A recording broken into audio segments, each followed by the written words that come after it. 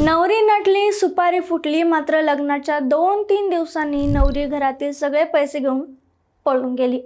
कोपरगावमध्ये हा प्रकार घडलाय. मध्यस्थींनी नाशिकमधील एका तरुणाचं कोपरगावच्या तालुक्यातील एका पोरीशी लग्न लावून दिलं. 2025 सप्टेंबर ते ऑक्टोबरमध्ये लग्नाची बोलणी झाली, लग्नही पार पडलं. मात्र थोड्या दिवसांनी नवरी घरातील सोन्याचे आणि चांदीचे दागिने घेऊन पसार झाली. नवरदेवाला आपली फसवणूक झाल्याचे लक्षात येताच पोलीस ठाणे गाठत 18 फेब्रुवारी रोजी गुन्हा दाखल करण्यात आला. पोलिसांना ही प्रकार कळाला आणि पोलिसांनी शिताफीने जाळं लावून कशिश सुखदेव भालेराव, नम्रता सुखदेव भालेराव, भूमी किरण निकम या तिघींना ताब्यात घेतले. त्यांची कसून चौकशी करण्यात आल्यानंतर समजलं की खोटं लग्न लावून देऊन आपण चोरीसाठीच हे लग्न केल्याचं त्यांनी कबूल केले. पोलिसांनी आरोपींकडून फसवणूक करून मिळवलेली 2,29,000 रुपयांची रोख रक्कम आणि सोनं चांदीचा काही मुद्देमालही जप्त केला.